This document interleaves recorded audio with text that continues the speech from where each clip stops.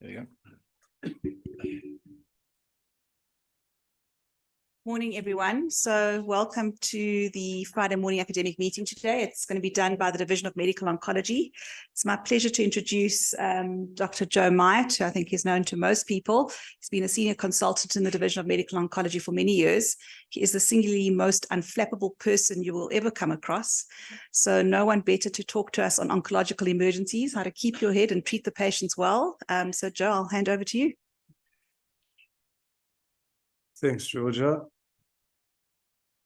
I think today we're going to speak about something quite serious, something quite important for us to all be aware of, and obviously recognize and treat, or be able to treat in order for us to get better patient outcomes.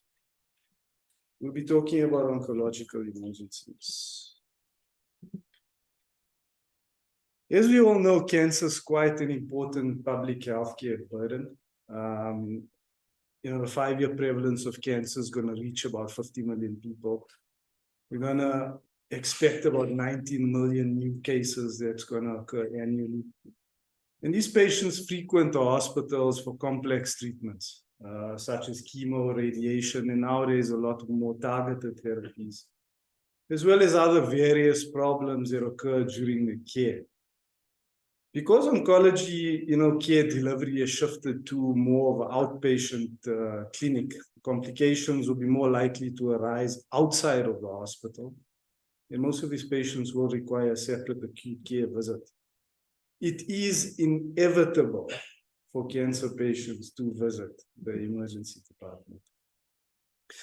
Just to get a bit of a view of what's more common, how many patients present, etc. I looked at CMJAH University Medical Center, which is actually based in southwest Ethiopia, low-income country, more so, the hospital in keeping with ours.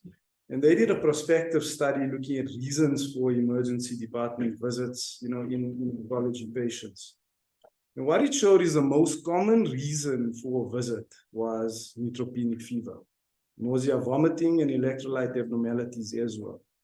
And this was in keeping or consistent with studies done in Korea, Japan, the US, and even Turkey, where nausea, vomiting, and fever was obviously more common.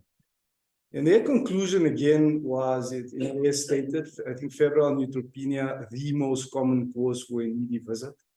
Amongst the oncology patients who came to the ED, most of them were admitted, and about 1/5 of them actually died.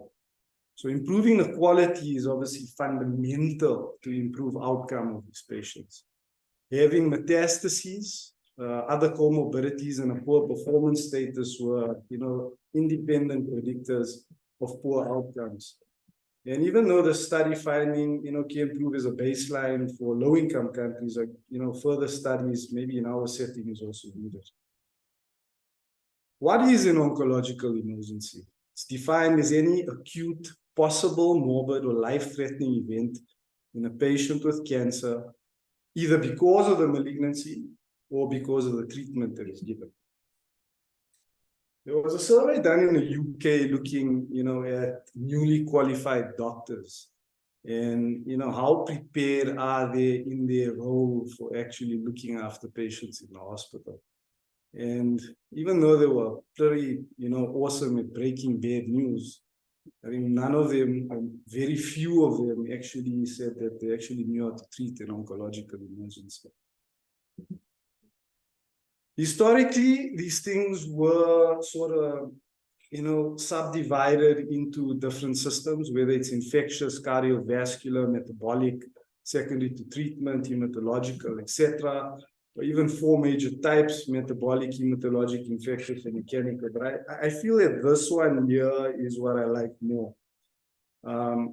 Divided into sections and looking at specific sort of causes. So patients presenting to the ED undiagnosed, in the way they present, paraneoplastic syndromes or phenomena, structural complications from the actual cancer itself, and then obviously complications of the cytotoxic chemo that we may give, or even the newer targeted therapies.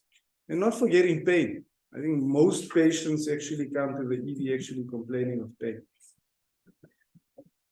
So cancer presenting as an emergent diagnosis accounts for about 11 to 29% of these newly diagnosed cancers. They're associated with lower survival rates at 1 year, increased hospitalization rates, and obviously poorer quality of life.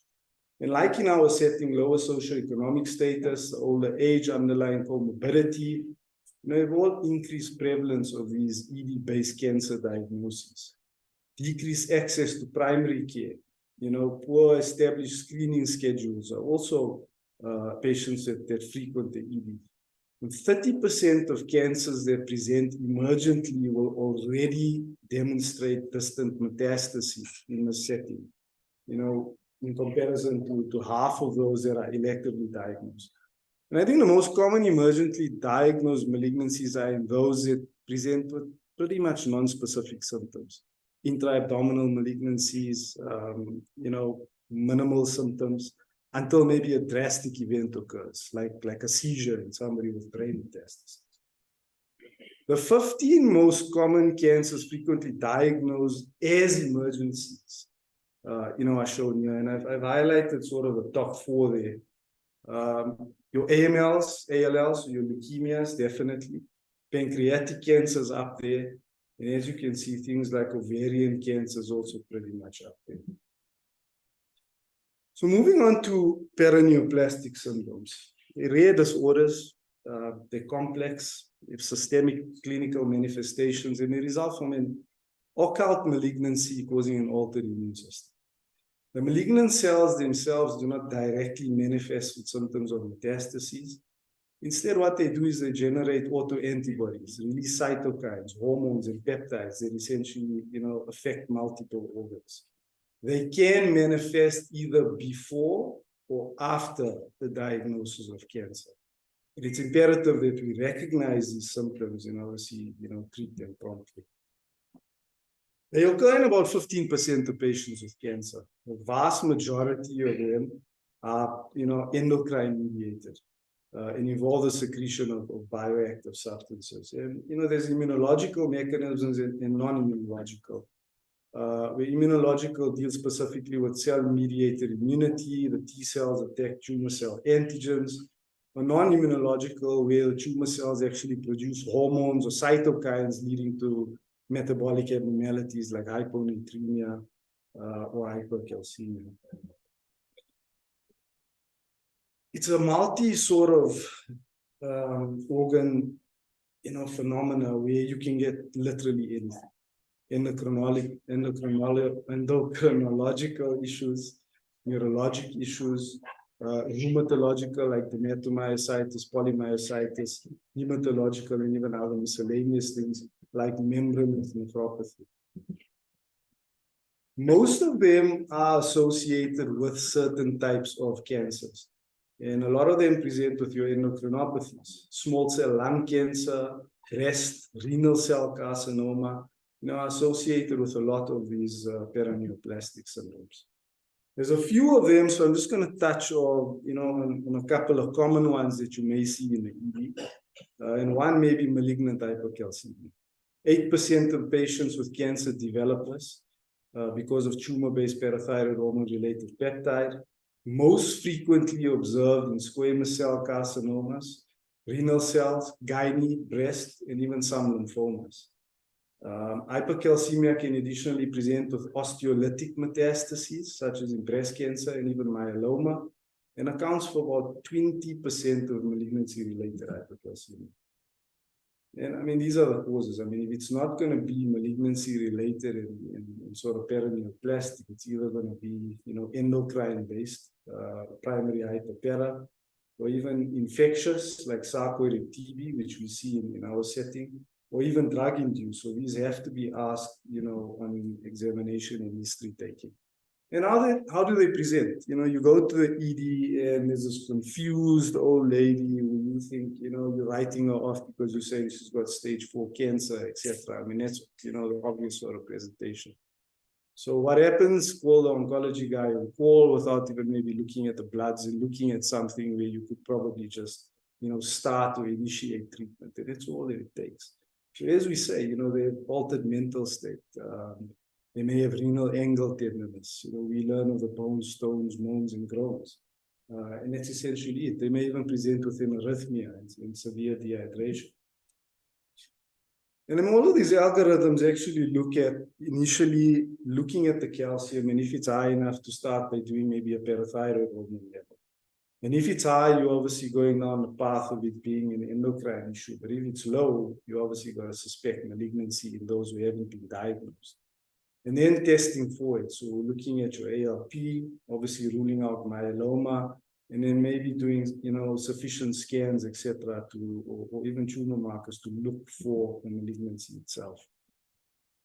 Common management, aggressive hydration, as we all know. In our day, there used to be the little blue book. I don't know if it's still available. Maybe the colors changed. I have no idea. It's still there, Jess.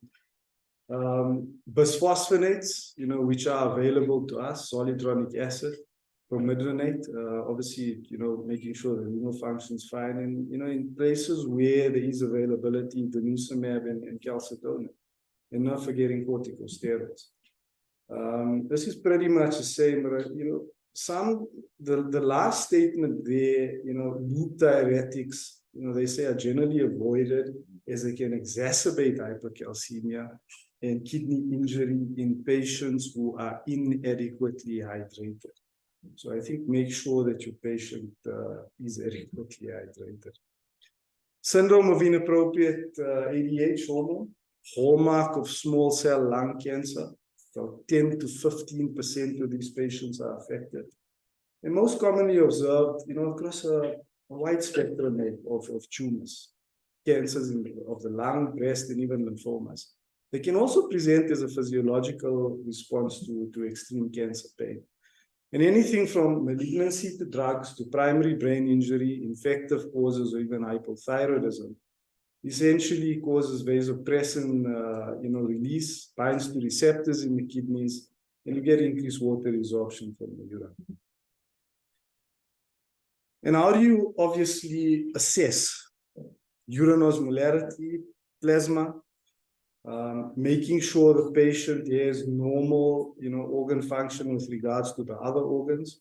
Patients got to be clinically euvolemic, and also make sure that there's no recent use of a diuretic agent. And this is in a patient who presents with hyponatremia, and again, typically vomiting, headache, lethargy, seizures, sometimes presenting in a coma. I think in our setting, we shouldn't obviously forget things like thiazide diuretics and things, which I think is quite common for hyponatremia.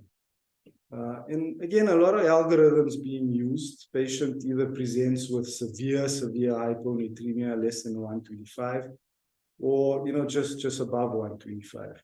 And depending on whether they're asymptomatic or have severe CNS symptoms, the guideline is giving hypertonic saline, making sure that you're not increasing the sodium, by large amounts, with an obvious view of avoiding central pontine myelinosis in these patients. Water restriction, as we know. And remember, for us to actually institute any systemic therapy, we obviously need correction of the electrolytes. Otherwise, we'll actually make the patient work.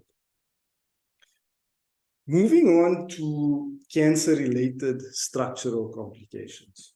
And these essentially are more related to the impingement of adjacent organs through compression internally, externally, or even space occupying by actual lesion itself. You could get erosion through mucosa by the tumor or its metastases. And these can be essentially your presenting symptom, or in the setting of cancer that's progressing. And certain, complications that you may encounter, number one would be something like vascular. Venous thromboembolism, very common. Superior vena cava syndrome, carotid blowout, hemorrhage, pulmonary, and very common gastrointestinal bleeding. 2 to about 15% of patients with cancer, especially those with aerodigestive and genitourinary, will develop a thrombus. And this is about 15-fold greater than the general population. significant associated morbidity and mortality, and something to always think about in somebody who presents to the ED. Dr. Siwali recently did an MED, she's from the Department of Radiology, looking at incidental venous thromboembolism in cancer patients at Charlotte. It was a retrospective study looking at about 214 CT scans from January 2018 to June 2018. And the prevalence there of incidental VTEs was about 14.95, which I guess is in keeping with worldwide. You know, when they spoke of 2 to 15%. Pulmonary embolism accounted for about 11.6, and abdominal defect thrombosis, you know, a bit less. How do they present? Typical. Shortness of breath, unilateral leg swelling, reduced oxygenation on pulse oximetry. And there's a lot of sort of controversy about D-dimer, you know. Most cancer patients are going to have elevated D-dimers. I guess you're going to have to take it with what the symptoms show, even what your ECGs may show. But I guess in our setting, a D-dimer that's negative would essentially rule out, you know, whether it's wrong or so. Management.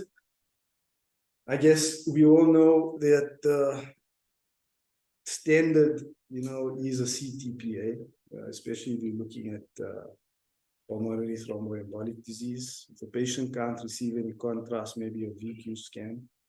I was just speaking to Jazz now about how quickly we can maybe get a scan versus not. So yeah, anyway. Thrombolysis, obviously, in those who have hemodynamic compromise, and not forgetting that these should be probably managed in a high care or ICU setting. And, you know, what sort of anticoagulation do we give?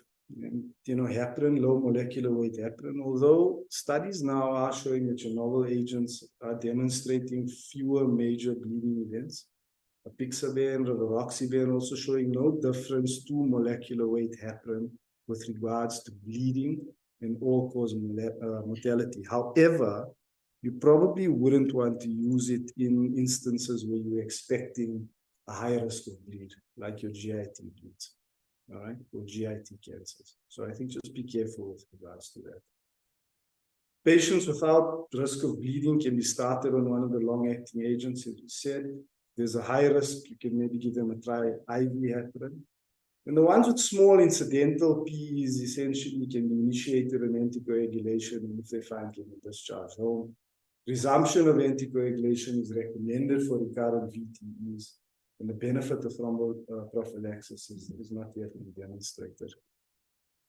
Other structural complications that are quite common, and you definitely will see in the emergency department, things like brain metastases, malignant spinal cord compression, which I'll get to now, but also obstruction of viscous, thorax, abdomen, pelvis, upper airway obstruction, you know, in patients with thyroid cancer, head and neck cancers, it may require intubation, which may be difficult, or even tracheostomies, you know, in there. And also, you know, what's very common is malignant effusions, your typical pleural effusion, pericardial effusion. But also just, you know, keep in mind that if someone has cancer, not to assume always that their effusion is actually malignant. You need to go in and investigate further, especially in our setting, HIV, opportunistic infections, rule out the common things first and prove that it's actually metastatic versus not. Spinal cord compression, definitely an oncological emergency, occurs in about 20% of patients with spinal mets, common with breast, lung, prostate, and kidney, as well as lymphoma and obviously multiple myeloma. Can either occur by hematogenous spread into the vertebral body mass or even pathological fractures. And essentially precipitates vasogenic edema of the valve matter and demyelination, as you can see there. How do they present? Sort of a gradual onset. Back pain, weakness leading to sensory loss, retention of urine, constipation, numbness in the perineum, and then obviously it's just a sudden inability to walk, which probably suggests irreversible injury and spinal cord fracture. Paralysis often seen in our setting. As we know, there's always a delayed presentation that we've got to deal with. A comprehensive neuro exam is needed. Obviously, MRI of the spine is the gold standard. And for patients unable to tolerate an MRI, I guess CT with or without IV contrast. But again, I don't think the yield, of this is great because of inferior imaging. And I still would suggest, doing an MRI. Pain control, very important. We can use opioids and not forgetting, again, dexamethasone to actually reduce the edema, which I think is quite imperative. And then again, urgent neurosurgical and radiation oncology consultation, which I guess in our setting becomes quite difficult because, as soon as you pick up the phone, the thing is, what does the MRI show? And you're obviously then waiting for the MRI. And once you get the MRI, then it becomes an urgent consult. Obviously, places where resources are available, these things happen in the space of a few hours. If surgery is not indicated, then obviously palliative, radiation therapy, which is available to us, so make use of it. In a study by Patchell, looking at direct decompression, surgery-wise with regards to spinal cord compression. In a randomized trial, what he recommended was indications for surgery would include if there is something there and it's unknown, surgery would be indicated. If there's a cancer that's relapsed with spinal cord compression after radiotherapy, if there's progression of it while on radiotherapy, if there's intractable pain, and if there's a single area of cord compression in those who have not been totally paraplegic for more than 48 hours. And how many of those do we see? Not many. Not many. So do they actually get to surgery? Most of the time, if they have unstable disease, surgery would be an option. The dark blue line is actually those who receive surgery in their time, and the light blue line is those who receive radiation instead of surgery. And you can see the long-term benefit in those actually getting up and actually beginning to walk and become more mobile was quite profound in those who receive surgery quite quickly and upfront. Brain mets, raised intracranial pressure, can arise from any tumor mass effect on the brain. It results, the pressure results from vasogenic edema associated with brain tumors, can be intraparenchymal solid metastases, leptomeningeal mets, or even post-radiation necrosis. And I mean, this can lead to irreversible neurological defects if it's not actually treated quite properly. How do they present? So again, difficult. Intractable headaches or nausea and vomiting. Now, a lot of patients may present to our clinic, complaining of a headache, and a couple of weeks later they're back again with a headache again, and that's the patient you probably want to scan. But I guess a patient who just presents with a terrible headache in the ED with a bit of nausea and vomiting, is it secondary to the chemo? Is it secondary to something else? Is she HIV positive? Is it meningitis? And I guess in patients who have malignancies, it should always be at the back of your mind. And I always felt that, if you thought it, you got to scan it, right? Obviously, those are most common. Altered mental status, neurological deficit, vision changes, etc., are less frequent, but, those are the more concerning ones if patients presented. And your hemorrhagic mets are more likely the ones to cause your stroke-like symptoms. Now, again, I was speaking to Jazz about this top line. An expedited non-contrast CT scan to evaluate for midline shift is then followed by an urgent brain MRI with or without contrast to further characterize the posterior fossa and delineate smaller lesions. And I guess that's a line for hospitals that have all resources where you're probably going to get the CT now and then half an hour later you're going to get the MRI. It's not going to happen in our setting. If you can coax the radiologist to do an MRI up front, great. That's probably the best thing to do up front. But if not, I'd probably say a contrast CT scan. I guess the thing about midline shift is, you don't want to lumbar puncture these patients with the increased risk of herniation, and it's definitely contraindicated. If the scan shows brain metastases, you probably want to start them with dexamethasone again to reduce vasogenic edema, except in the patient where you are suspecting lymphoma. And why that is, you obviously don't want to compromise the diagnostic biopsy by shrinking the mass. But now again, with that in mind, you're probably expecting them to do a biopsy quite quickly. In our setting, that also might not be the case. So you're going to look for something else to biopsy and give the patient dexamethasone, otherwise you're going to risk his life. Non-enzyme inducing anticonvulsants, mixed data supporting their use. I guess if someone does have seizures, you're probably going to have to use it. Mannitol hypertonic saline also used. And again, in resource, rich settings, your gamma knife stereotactic radiosurgery is probably the preferred modality now. With us, it's either going to be a surgical approach or whole brain radiation in that setting. Superior vena caval syndrome. Results from partial or complete obstruction of blood, return to the head and neck from the right heart, either by a mechanical compression or either a thrombus. And it's attributed to regionally advanced lung cancers, non-Hodgkin lymphomas, with subsequent risk for quite devastating effects that may occur. And that's the typical picture of a Pemberton sign. The students are all aware of facial edema, subcutaneous vein engorgement, plethora, dyspnea, can even lead to seizures and coma. And CT scan again is a gold standard. And the suggestions again in this is elevate the head, give steroids which can decrease your extrinsic pressure. The patient needs thrombolysis, you need to go that route. If there is a thrombus, you got good vascular surgeons, either a thrombectomy or placement of a stent. Anticoagulants can also assist. But call us, because a lot of these cases, may have chemo or radiation sensitive tumors. And, we can start therapy quite quickly, cytoreduce, and obviously reducing tumor bulk is definitive treatment in these cases. Moving on to complications of our therapy, which is also very common. And you're going to expect loads and loads of complications, which are essentially urgencies and even emergencies. And a common one is something called tumor lysis syndrome, where you have a large volume of cells simultaneously releasing all of its contents into the bloodstream and causing electrolyte imbalances.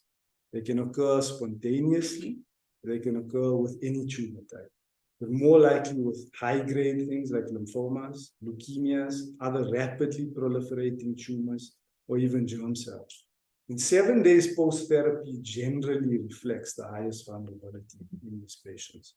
So what happens? You give your chemo, you get lysis, it releases all of these electrolytes into the bloodstream, and these essentially lead to kidney, heart problems, confusion, requiring probably hospitalization. The Cairo-Bishop criteria is used for laboratory and clinical tumor lysis syndrome. And in a nutshell, high uric acid, high potassium, high phosphate with a low calcium, which is your lab TLS, and either one or greater of acute kidney injury, a seizure, arrhythmia, and the last one, I smiled, sudden death, because I think it's too late. Aggressive hydration with crystalloids definitely improves renal perfusion. You need continuous cardiac monitoring and reevaluation of electrolytes. So again, probably you want to be in a high care or ICU setting. Drugs like allopurinol, resburicase are used to obviously decrease your hyperuricemia. And in patients who are just not getting better, you probably may need renal replacement therapy, down to the end. The most common presentation to the ED is febrile neutropenia.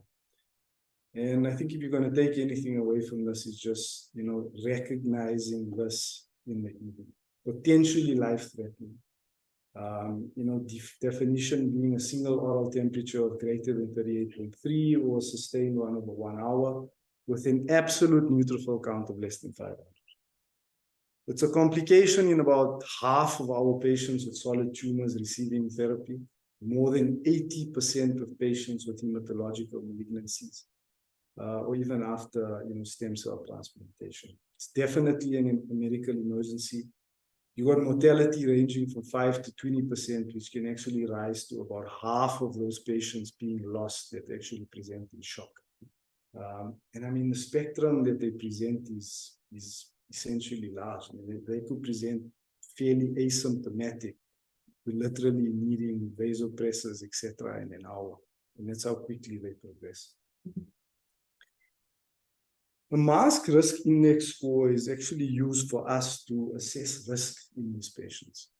And you're looking at different parameters and looking at a score of about 21, whereas patients who would have a higher score would be at lower risk, and patients who would have a lower score would be at higher risk and probably need admission, etc. And I guess there's a lot of guidelines and algorithms, around how to treat them and where to start. But if somebody is hemodynamically unstable, requiring inotropic support, etc., you want to get them into an ICU quite quickly. Blood cultures definitely needed, both peripherally and from indwelling lines, and they should be universally collected. Elsewhere, the guideline is starting an anti-pseudomonal beta-lactam. I think with us, we generally start with a carbapenem because of, worrying about ESPLs. Other drugs may be used, aminoglycosides, which we like using as well. And, if you're worried about gram-positive, vancomycin, dapto essentially can be started, and if these infections are ruled out, you essentially can stop the drug. Empiric antifungal, not really recommended at the time of presentation. However, if somebody's still got profound neutropenia and is really not getting better, you got to go searching for it, testing for it, and you may start an empiric therapy just to cover them. And this is one of the algorithms used where those with low risk, could be monitored. Well, I guess in our setting, nobody wants you to keep in an ED for a period of 12 to 24 hours and then send them home. They want to push you to a ward. So it's probably, maybe better to send them to the ward, even if you're keeping them for 24 hours. But you're going to start them on antibiotics. And if you do start them on antibiotics, and they essentially have a good response, they're settling, they're hemodynamically stable, they may be essentially sent home. However, you need good monitoring, and they should be coming back for regular assessments, essentially, to our clinic. On the other hand, if there's high risk, you take no chances, you stick them in, you start them, take your blood cultures, immediately start them in the antibiotics, and obviously start looking for a source. A lot of these patients, sometimes, you may not find a source. Blood cultures may be negative. Everything may be negative. Remember also, they sometimes don't have a good response because, they have no white cells. So you're not going to expect a collection of pus. They don't have white cells to form a collection of pus somewhere. So I think it's about support, treating empirically, finding out what you can find, and targeting, essentially the bacteria or the fungus or whatever it may be at that point in time.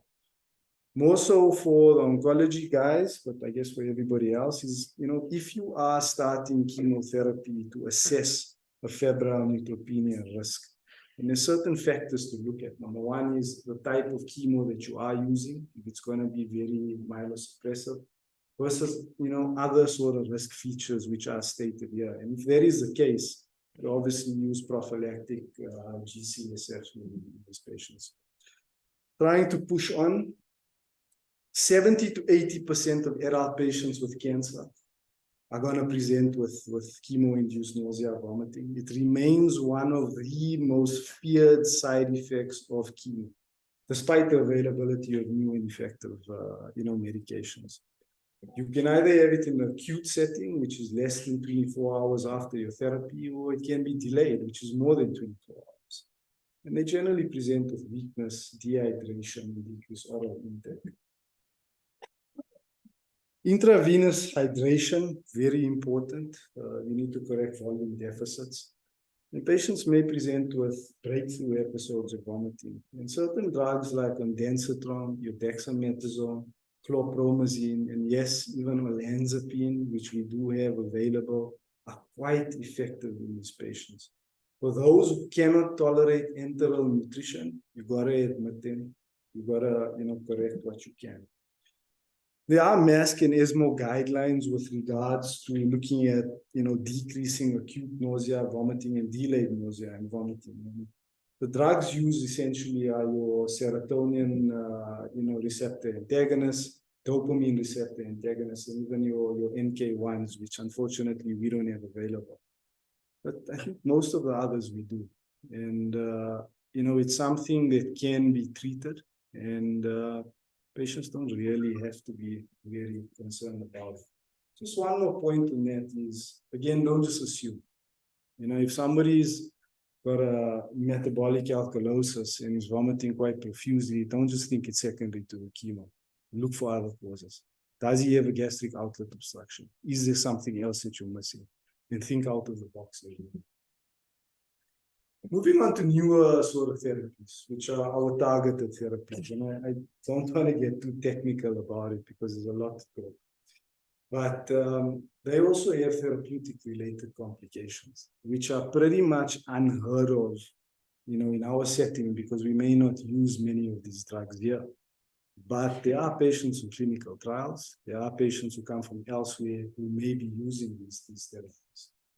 And essentially, these are drugs that are deliberately engineered to interfere with signal transduction pathways. You get small molecule inhibitors, you get monoclonal antibodies, you get cell-based agents. These are generally less toxic than our chemo drugs, but you're expecting side effects because they are generally used for a longer and more chronic duration than chemo. And essentially, as we can see here, targeted therapies, as I stated, you can get monoclonals and, drugs like immunotherapy, where you get immune-related adverse effects. Your newer drugs, where you get an antibody-drug conjugate. There's some great drugs out there at the moment, especially with regards to breast cancer. Your small molecule inhibitors, your bispecific antibodies, and also I'll touch on a bit of CAR T cells. Just a little bit. Small molecules, currently there's about over 100 novel anti-neoplastic small molecules registered, which is mind-blowing. Your kinase inhibitors are the largest group. And I've sort of streamlined it to 3 unique toxicities that you may encounter in patients receiving these drugs, which is a hand-foot syndrome, QT prolongation, and your EGFR inhibitor-induced dermatologic.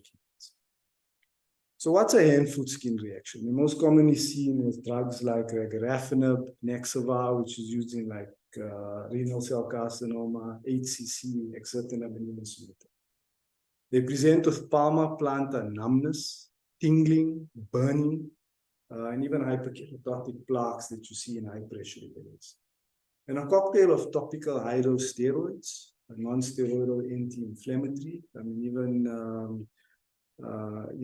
these non-steroidal creams, and even emollient can be quite effective.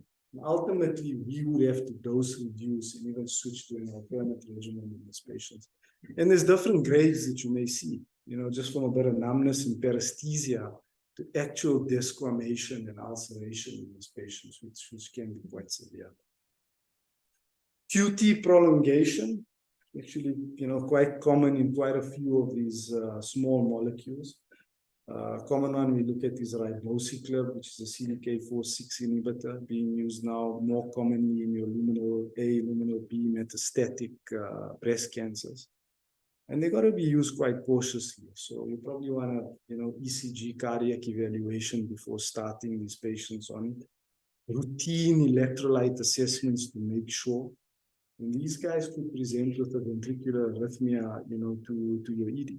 And, they obviously manage according to advanced cardiac life support.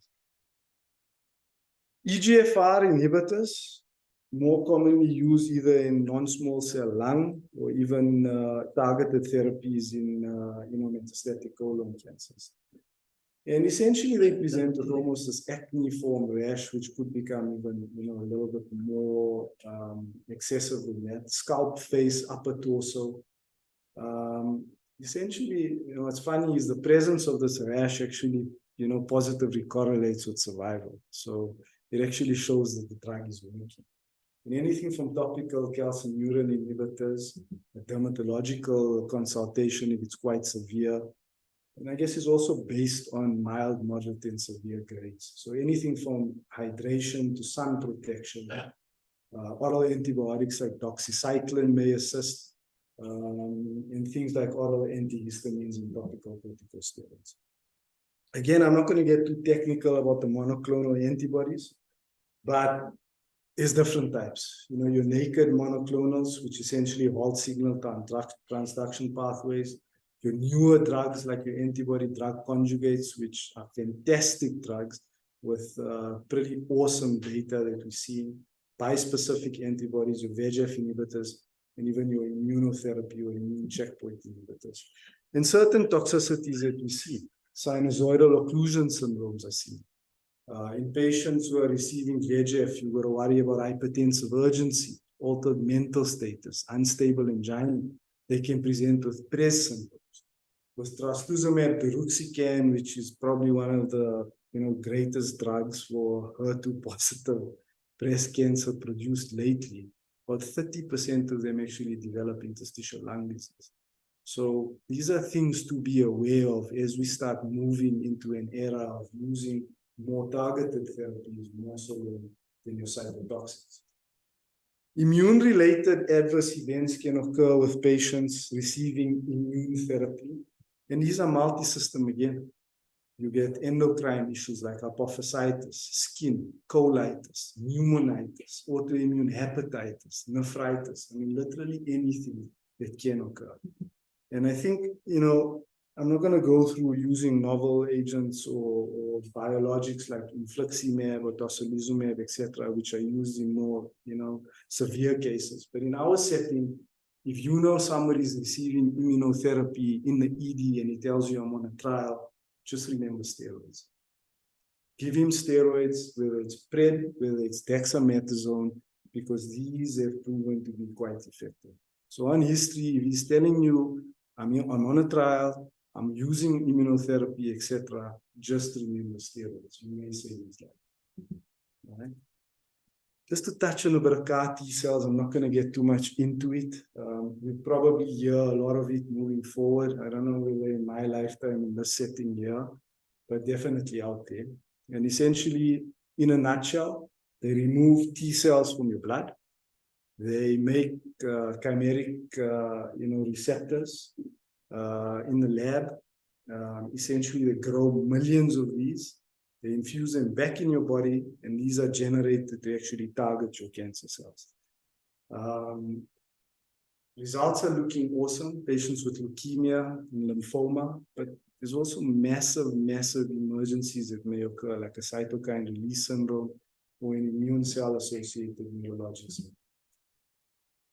To touch on pain quickly, chief complaint, many patients present to the ED with it. Remember, even patients who are survivors will still experience about 40% of them with chronic pain. Multiple algorithms used for it, and I would suggest getting palliative care involved early, especially in patients with stage 4 advanced cancers. And just an example, start small, paracetamols, your non-steroidals, pushing up to your weak opioids, your heavier opioids like morphine, oxycodone, and even looking at transdermal patches. There are other sort of, pain syndromes that may occur, things like related to pancreatic cancer, where you have celiac plexus infiltration. And I guess in our setting, there are certain skills available out there. I think we sent a pancreatic cancer for celiac plexus neurolysis to a GIT department recently, which is fantastic. So I guess ask what's out there and ask what's available. We may be surprised. And just to conclude, patients with malignancies are subject to a unique set of complications. These require emergent evaluation and treatment. With the increasing incidence of cancer and also improved survival of cancer, these emergencies will definitely be more frequently encountered. Our physicians must be able to recognize these conditions and give the appropriate therapy. And remember, the approach is commonly multidisciplinary, involving everybody, the medical guys, the surgeons, other medical specialists. So it's not a matter of, he's an oncology patient, call the guy on call. We need you guys. We need everybody, whether you're in cardiology, infectious diseases, whether you're a surgeon, etc. Everybody needs to play a role in getting the best outcome possible for these patients. So be friends. Prompt interventions can be life-saving and may spare patients considerable morbidity and definitive pain. Thanks.